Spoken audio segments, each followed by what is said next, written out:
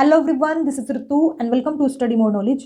तो D plus B के previous year questions हम कर रहे हैं। आप चाहे किसी भी एग्जाम की तैयार कर रहे हो डी प्लस बी के, आपको पैटर्न समझने में और आपको किस लॉजिक से क्वेश्चंस सॉल्व होंगे ये समझने में आपकी हेल्प होगी इन वीडियोस से।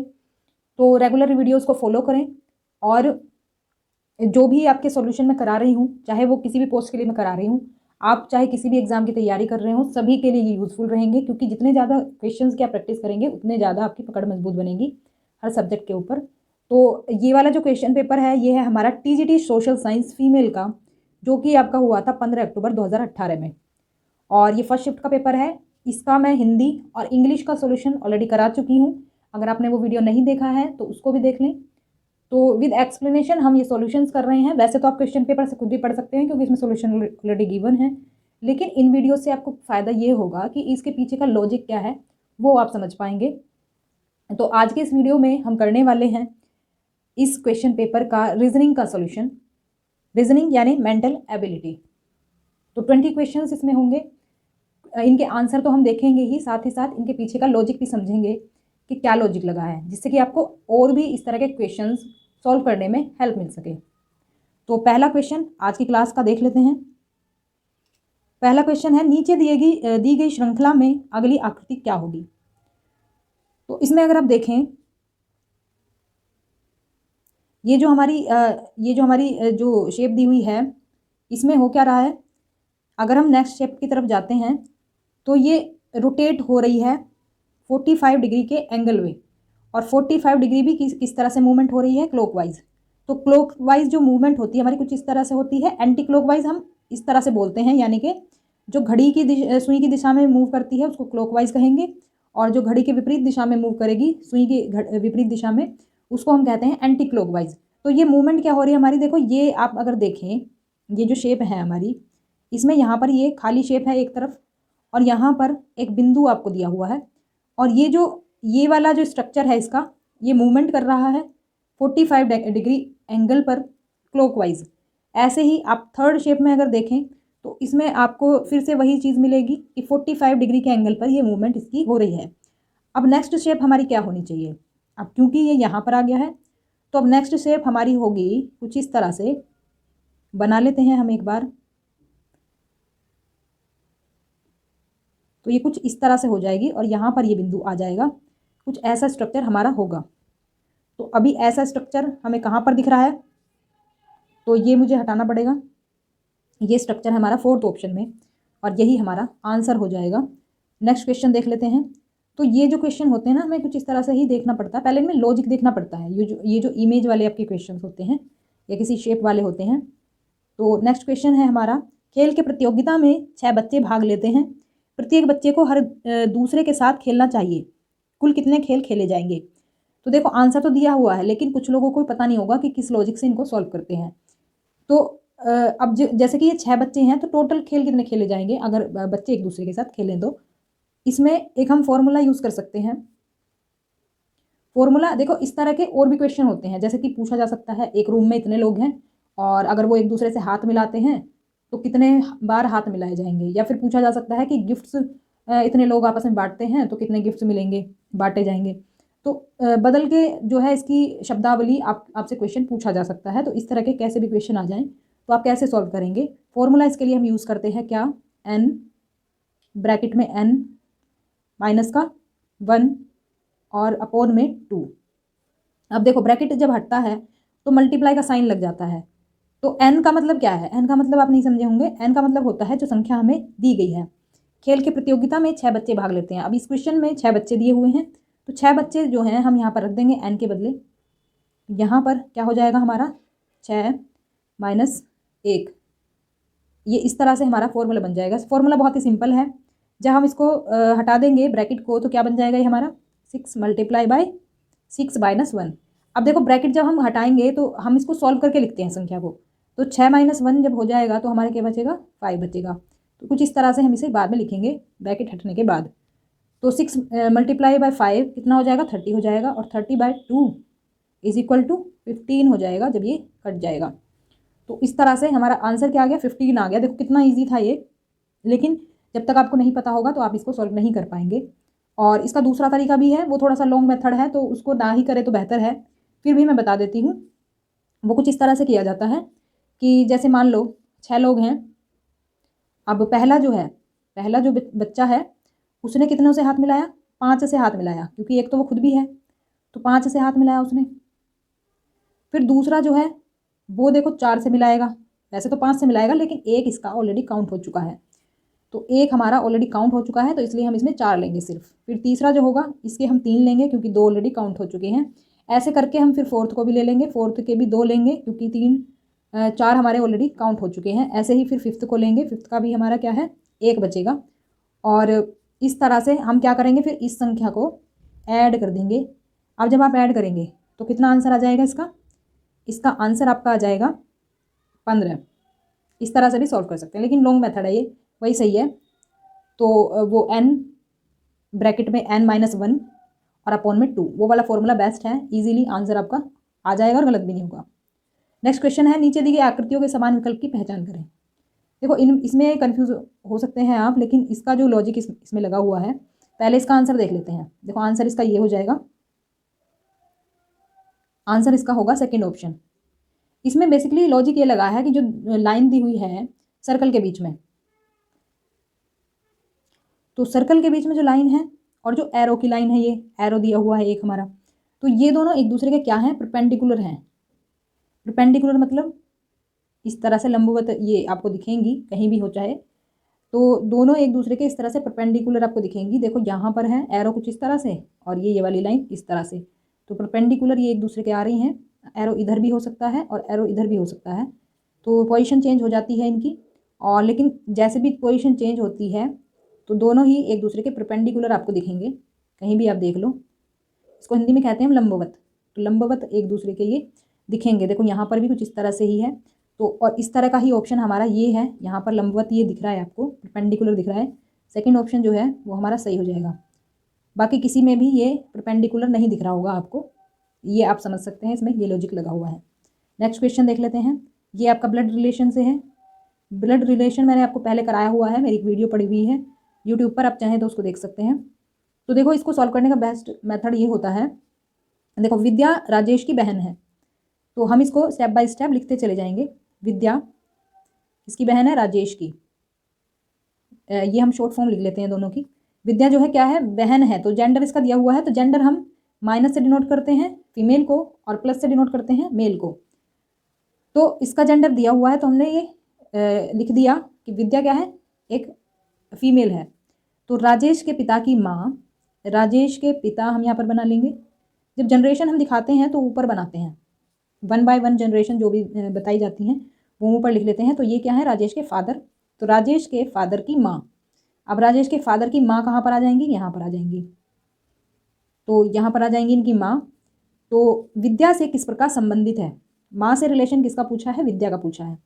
अब देखो आपके जो फादर हैं और उनकी जो मदर हैं वो आपकी क्या लगेंगी, दादी लगेंगी। कुछ इस तरह से रिलेशन यहाँ पर निकल के आ जाएगा। बहुत इजी क्वेश्चन था, इससे भी मतलब इससे काफ़ी टफ क्वेश्चंस भी आते हैं, तो इसी तरह से स्टेप बाय स्टेप लिखते जाएं तो बहुत इजी फाइंड आउट करना हो जाएगा। नेक्स्ट क्वेश्चन है, वह शब्द युग्म चुनें जिसमें शब्द अन्य युग्म की तुलना में अलग अलग संबंधित हैं। बाकी ऑप्शंस पर अगर आप ध्यान दें, जैसे जीभ क्या है, स्वाद से संबंधित है, नाक सुगंध से संबंधित है, आँख देखने से संबंधित है, और कान इसमें दिया हुआ है बधिर। तो ये हमारा क्या है, अलग है, क्योंकि बाकी जो बात कर रहे हैं वो हमारे सेंस ऑर्गन्स की बात कर रहे हैं, जैसे कि कौन सा सेंस ऑर्गन किस काम को करता है। लेकिन ये जो दे दिया है हमें, ये डिसेबिलिटी दे दी गई है, क्योंकि डिसेबिलिटी की यहाँ पर बात नहीं हुई है बाकी ऑप्शंस में और हमारे 6 सेंसेस की बात हुई है कि कौन से सेंस से कौन सा काम किया जाता है, तो इसलिए हमारा थर्ड ऑप्शन हो जाएगा अलग।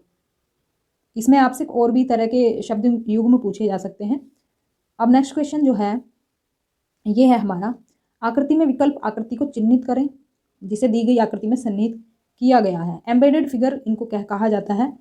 तो देखो हमें बेसिकली इसमें क्या फाइंड आउट करना होता है, ये जो शेप दी हुई है ये हमें ढूंढनी होती है कि किस वाले आपकी इमेज में ये दिख रही है, कौन सी इमेज में ये ऑलरेडी है। तो ये हमारी क्लियर दिख रही है यहाँ पर, ये अगर आप बीच में देखें तो यहाँ पर ये शेप आपको दिख जाएगी, बिल्कुल एग्जैक्ट ऐसे ही शेप दी हुई है। थर्ड ऑप्शन इसलिए हमारा सही आंसर होगा। नेक्स्ट क्वेश्चन है, देखो इस तरह का क्वेश्चन जरूर आता है पेपर में DTPLSB के, और ये थोड़ा सा लंबा हो जाता है तो इसलिए आप इसको स्किप कर देते होंगे। तो इसमें हम कैसे करते हैं, देखो सबसे पहले क्या करते हैं, ये योग्यता दे देते हैं 4-5 पॉइंट्स में, जैसे कि यहाँ पर दी हुई है कि किसी वैकेंसी के लिए, जैसे कि यहाँ पर दिया हुआ है, एक लेखा संगठन में भर्ती प्रक्रिया के लिए उम्मीदवारों के लिए निम्नलिखित योग्यता मानदंड की आवश्यकता है। जैसे कि क्वालिफिकेशन ये चाहिए इस वाली वैकेंसी के लिए, इस वाली भर्ती के लिए। अब किसी का, अब देखो इसके अलावा ये भी मानदंड चल जाएंगे, अगर किसी ने ये किया हुआ है तो ये भी योग्यता चल जाएगी। अब नीचे क्या दिया है इन्होंने कि इसका एक विवरण दे दिया है किसी व्यक्ति का कि इसने ये किया हुआ है, अब बताओ कि वो उसका चयन होगा कि नहीं होगा। तो इस तरह के क्वेश्चन पूछे जाते हैं और अलग अलग तरह के क्वेश्चन आते हैं इसमें इससे रिलेटेड। तो इसमें हमें बताया गया अनुराग कुमार के पास शिक्षा के बाद 6 वर्ष का कार्य अनुभव है। देखो इसमें पहले क्वेश्चन को पढ़ें, क्योंकि वो इतनी सारी डिटेल पढ़ेंगे तो टाइम वेस्ट होगा। अनुराग कुमार के पास शिक्षा के बाद 6 वर्ष का कार्य अनुभव है और उसका जन्मदिन 15/4/1992 है। उसने चयन प्रक्रिया में 62% अंक अर्जित किया है और उसका जो स्नातक है वो वाणिज्य से है और 76% अंक अर्जित किया है। तो इसमें हम इन चीज़ों को देखेंगे कि ये जो योग्यता दी हुई है क्या ये फुलफिल करता है इसमें। देखो सबसे पहले तो एज की बात कर लेते हैं। एज जो है उसकी अप्रैल 1992 है, तो अगर 2016 तक की बात करें तो अप्रैल 2016 में इसकी एज क्या हो गई है, 24 साल हो गई है। तो ये क्राइटेरिया ये कंप्लीट करता है। फिर अनुभव उसका दिया हुआ है कितना, 6 वर्ष का, तो यहाँ पर 2 वर्ष का अनुभव मांगा है, इसका मतलब ये क्राइटेरिया भी वो फुलफिल करता है। और हमसे पूछा है स्नातक कितने अंकों से होनी चाहिए, 60% अंकों से, और उसके कितने अंकों से है, 62% अंकों से, तो ये भी क्राइटेरिया वो फुलफिल करता है। अब बात आती है चयन प्रक्रिया में, तो चयन प्रक्रिया में 55% से ज़्यादा अंक दिए हुए थे, तो ये भी क्राइटेरिया वो फुलफिल करता है। अब फिर से देख लेते हैं उसकी डिटेल्स, तो आप यहाँ पर देख सकते हैं। तो चयन प्रक्रिया में 76% यहाँ पर दिए हुए हैं और वहाँ पर 55% दिया हुआ है, इसका मतलब ये भी क्राइटेरिया ये पार कर लेता है। तो अब इसका चयन होगा कि नहीं, अब इसके आधार पर कुछ ऑप्शन दिए हुए हैं, तो ये जो ऑप्शन है ये हमारा सेकंड ऑप्शन सही हो जाएगा, क्योंकि सारे क्राइटेरिया जो है फुलफिल कर रहा है तो इसका चयन होना चाहिए, तो सेकंड ऑप्शन इसलिए सही हो जाएगा। अब नेक्स्ट क्वेश्चन है हमारा, यदि निम्न पारदर्शी कागज बिंदीदार रेखा पर मोड़ दिया जाता है तो परिणाम आकृति क्या होगी। देखो इस तरह के क्वेश्चन में ये इजी तो बहुत होते हैं, लेकिन कभी कभी गलती कर सकते हैं आप। पहले तो ध्यान रखें कि कागज किधर मोड़ा जा रहा है, ऊपर की तरफ मोड़ रहे हैं या फिर नीचे की तरफ मोड़ रहे हैं। तो ये ऊपर की तरफ की आकृति हमें दी हुई है, देखो जैसे कागज है ये, इसको हमें बीच से मोड़ना है।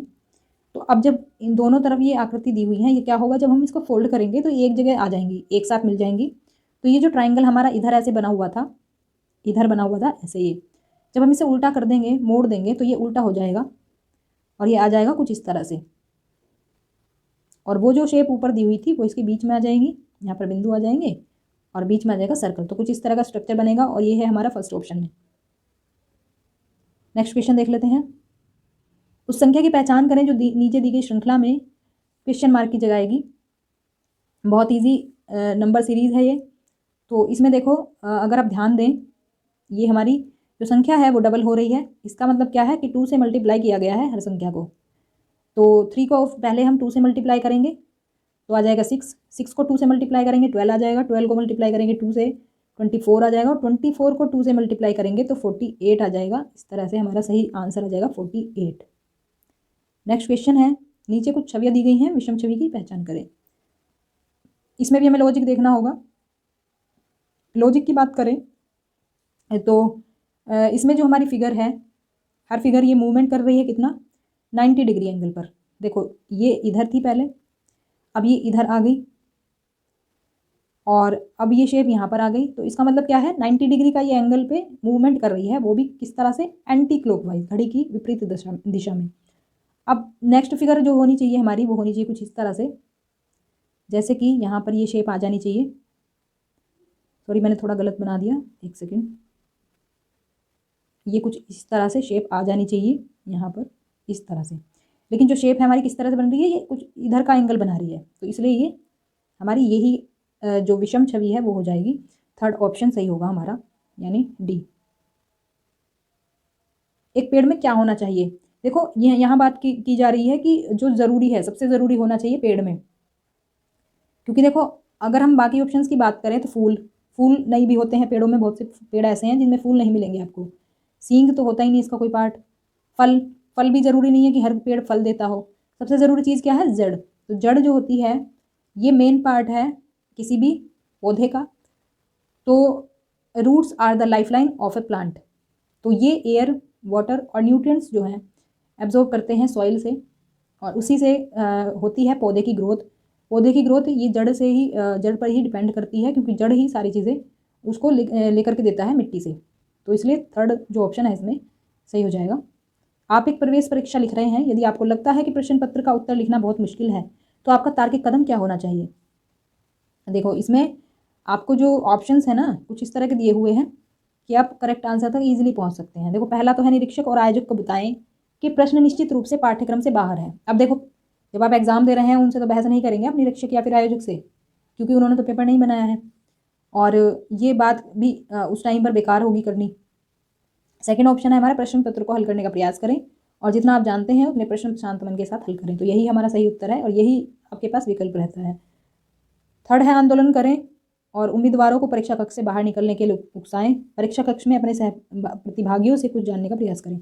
तो बाकी के ऑप्शन हमारे ऐसे ही एलिमिनेट हो जाएंगे, क्योंकि देख आपको ये पढ़ने से ही पता चल रहा है कि ये हो ही नहीं सकते आंसर में। नेक्स्ट क्वेश्चन है नीचे दी गई श्रृंखला में अगला अक्षर समूह क्या होगा? तो देखो इस तरह के हम जो सीरीज़ है वो किस तरह से करते हैं, ये अल्फ़ाबेटिक सीरीज़ होती है आपकी, और इसमें आपको सभी लेटर्स का नंबर याद होना चाहिए। पोजीशन वैल्यू उनकी आपको पता होनी चाहिए कि किस नंबर पर कौन सा लेटर आता है। तो सबसे पहले इनका नंबर हमें लिख लेना चाहिए। जैसे कि एम का अगर हम देखें तो एम का हो जाएगा हमारा 13, और वाई का हो जाएगा हमारा क्या 25। तो इधर आएगा नहीं, इधर साइड में हम लिख लेते हैं। एम का होगा क्या 13 और वाई का हो जाएगा 25,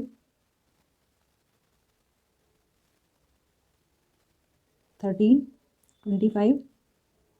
नेक्स्ट अगर हम देखें एन और डब्ल्यू का, एन का नंबर क्या होगा 14 और डब्ल्यू का हो जाएगा 23, ओ का होगा 15 और यू का हो जाएगा 21, पी का क्या होगा 16 और एस का क्या होगा ये हो जाएगा 19। अब अगर आप इसमें देखें, देखो अब आपको सबसे पहले लेटर का देखना है कि क्या चेंजेस हो रहे हैं। सबसे पहला लेटर था हमारा 13 पर, नेक्स्ट वाला आ गया 14 पर, और उसके बाद आ गया 15 पर, फिर आ गया 16 पर। इसका मतलब क्या है +1 हो रहा है हर लेटर में, जो पहले नंबर का लेटर है।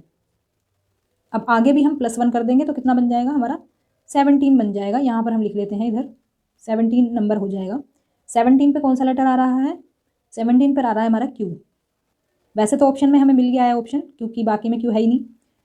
तो बाकी भी देख लेते हैं दूसरा में क्या चेंज हो रहा है। देखो 25 से हम जा रहे हैं 23 पर, 23 से जा रहे हैं 21 पर, और 21 से जा रहे हैं हम 19 पर, यानी कि इसमें -2 हो रहा है। -2 करके देखो 19 से फिर हम किस पे जाएंगे 17 पर, और 17 क्या है क्यू।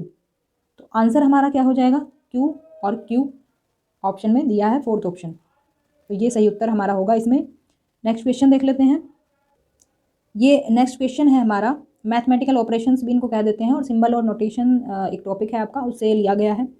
तो इसमें देखो क्या किया जाता है कि ये इस तरह से एक हमें दे दी है इक्वेशन, और इसमें हमें देखो सिंबल्स बताए गए हैं। क्या एल का अर्थ क्या है प्लस है, एम का अर्थ क्या है माइनस है, और एन का अर्थ है मल्टीप्लाई, पी का अर्थ है डिवाइड। तो इस तरह से इसका क्या मतलब है, मतलब इसका मान क्या होगा, हमें एक तो ये साइंस जो दिए हुए हैं इनकी जगह पर पुट करके के इसको सॉल्व करना है।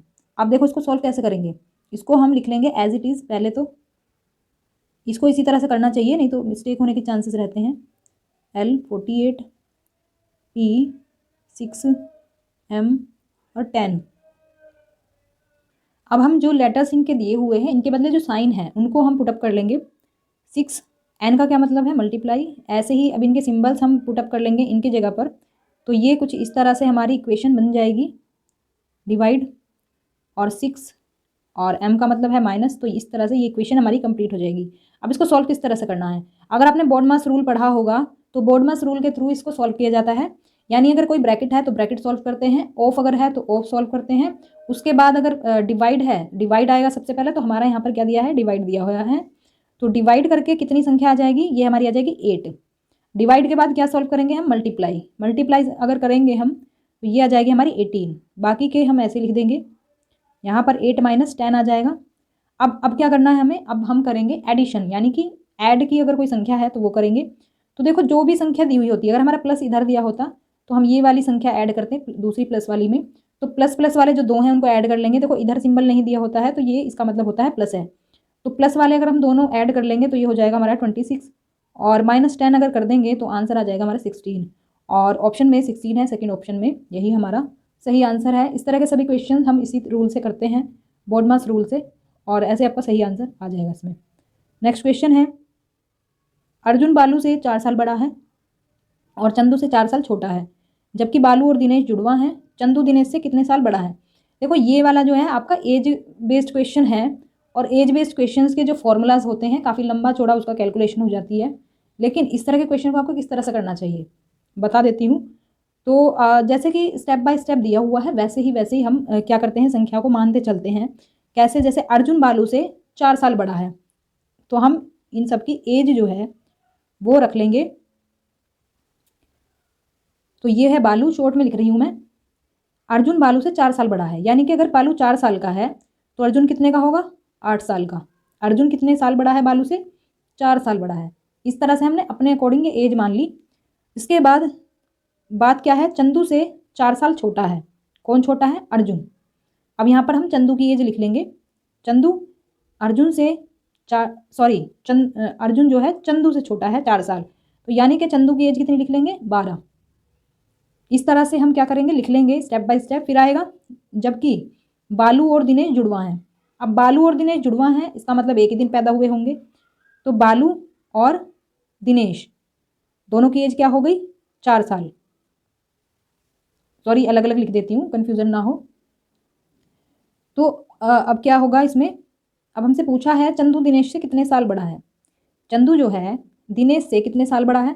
अब देखो दिनेश कितने साल का है, 4 साल का, तो 12 में से 4 माइनस करेंगे तो कितने हो जाएंगे, 8 हो जाएंगे। तो हमारा देखो सही आंसर आ गया ना, 8 इसमें ऑप्शन में दिया हुआ है। तो इस तरह से कोई भी संख्या मान करके हम इसका सोल्यूशन निकाल सकते हैं बहुत ही ईजिली, फॉर्मूला की ज़रूरत ही नहीं पड़ेगी। नीचे दी गई श्रृंखला में अगली आकृति क्या होगी। देखो इसमें क्या आपका लॉजिक लग रहा है, आप अगर देखें पहला जो आपका शेप है, जब नेक्स्ट शेप पर हम गए तो नीचे वाली जो लाइन है वो हटा दी गई है, एक लाइन यहाँ से हटा दी। अब जब नेक्स्ट पर जाएंगे तो फिर एक और हटा दी, जो ये वाली थी ये वाली यहाँ पर हटा दी है। अब जब हम नेक्स्ट पर जाएंगे तो क्या होगा, ये वाली जो थी ना ये भी हट जाएगी, तो क्या आएगा, सिंपल ये वाली लाइन आ जाएगी। और आंसर में ये सेकंड ऑप्शन में है, यही हमारा आंसर होगा। नेक्स्ट क्वेश्चन है, 4 दिए गए शब्द युग्म के बीच विषम शब्द युग्म का चयन करें। देखो इसमें हमारे कंट्रीज दी हुई हैं और उनकी जो करेंसी होती है वो दी हुई है। ये वाले क्वेश्चंस आपके एनालॉजी में भी आते हैं, जैसे कि रिलेशन हमें बताना होता है, जो पहले का दूसरे से है वही तीसरे का चौथे से हमें रिलेशन बताना होता है। तो एनालॉजी में भी इस तरह क्वेश्चंस आते हैं, तो ये जीके बेस्ड होते हैं। आप इन सब चीज़ों को वैसे तो पढ़ लेंगे 2-3 बार, जैसे कि कंट्री और इनकी कैपिटल, कंट्री और करेंसी, इस तरह की चीज़ें आप 2-3 बार पढ़ लेंगे, और अगर आपके पास ऑप्शन आपको होते हैं तो नज़र में रहेंगे। तो ऐसे ही ये होते हैं, नहीं तो अगर आप अलग से इनको पढ़ने बैठेंगे तो बहुत टाइम लगेगा। तो 2-3 बार ये जीके वाली चीज़ें पढ़ लेंगे। तो जीके की क्लासेस आपको मेरी इस पर भी मिल जाएंगी, चैनल पर भी। और मैं सोच रही हूँ कि मैं सभी सब्जेक्ट्स के मास्टर वीडियोस करा दूँ, क्योंकि जीके इतना वास्ट होता है कि डेली उसको टाइम देना बहुत मुश्किल है। तो अगर आपको मास्टर वीडियोस मिल जाएंगे तो ईजी हो जाएगा। तो आप चैनल पर देख सकते हैं, स्पोर्ट्स जीके करा चुकी हूँ मैं, बाकी के भी कराने वाली हूँ, और धीरे धीरे आती रहेंगी वीडियोज़ हर सब्जेक्ट पर। तो इसी तरह से वो हो पाएंगी आपकी जीके। इसमें देखो हमारा जो विषम है, मतलब ऑड वन आउट है, वो है हमारा सेकंड ऑप्शन। तुर्की की जो करेंसी है वो तुर्की डॉलर नहीं है, ये है हमारी तुर्की लीरा। तुर्की की जो करेंसी है वो है तुर्की लीरा, और बाकी जो हमारे ऑप्शंस दिए हुए हैं ये बाकी सभी सही सुमेलित हैं। ये सेकंड ऑप्शन इसमें सही आंसर होगा। नेक्स्ट क्वेश्चन है हमारा, ये इसमें दिया हुआ है हमारा ग्राफ से रिलेटेड क्वेश्चन। तो इसमें देखो हमें डेटा पढ़ना होता है पहले, क्या चीज़ें दी हुई है और क्या हमें फिर निकालना है इसमें। तो पहले हम यहाँ से पढ़ लेंगे, निम्नलिखित ग्राफ में पिछले 6 वर्षों से जनजातीय गांव जेड में डेंगू बुखार की वजह से मृत्यु दर के बारे में जानकारी दी गई है। तो इधर आपकी मौत की संख्या है और इधर आपके ईयर हैं कि इस ईयर में कितनी डेथ हुई हैं कुल। तो हर ईयर का आपको यहाँ पर मिल जाएगा आंकड़ा। अब हमें क्या पता करना है इसमें, वर्ष 2014 और 15 के दौरान गांव जेड में डेंगू के कारण मौतों की संख्या कितनी है।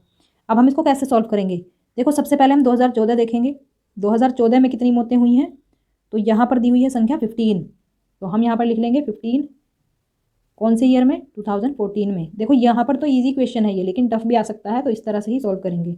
फिर हमें देखना है 2015 का, 15 में कितनी हुई है, 10 हुई है, तो 2015 का लिख लेंगे, यहाँ पर हुई है 10। अब क्योंकि हमें इन दोनों का ही पूछा है तो हम क्या करेंगे, इनको ऐड कर देंगे, तो ये हो जाएगा हमारा 25। तो टोटल 25 डेथ हुई हैं डेंगू के कारण 2014 और 15 में। तो फर्स्ट ऑप्शन ही दिया हुआ है, ये हमारा सही उत्तर होगा। नेक्स्ट है हमारा वेन आरेख, ध्यानपूर्वक अध्ययन करें और प्रश्न का उत्तर दें। प्रश्न क्या पूछा है, कितने लोग गुजराती और मराठी बोलते हैं लेकिन हिंदी नहीं बोलते हैं। तो इसको सॉल्व किस तरह से करेंगे, देखो पहले तो हम मराठी का सर्कल देखेंगे, मराठी का सर्कल है यहाँ तक हमारा, फिर देखेंगे गुजराती का। कलर मैं चेंज कर लेती हूँ, अगर इसमें कलर चेंज हो सकता है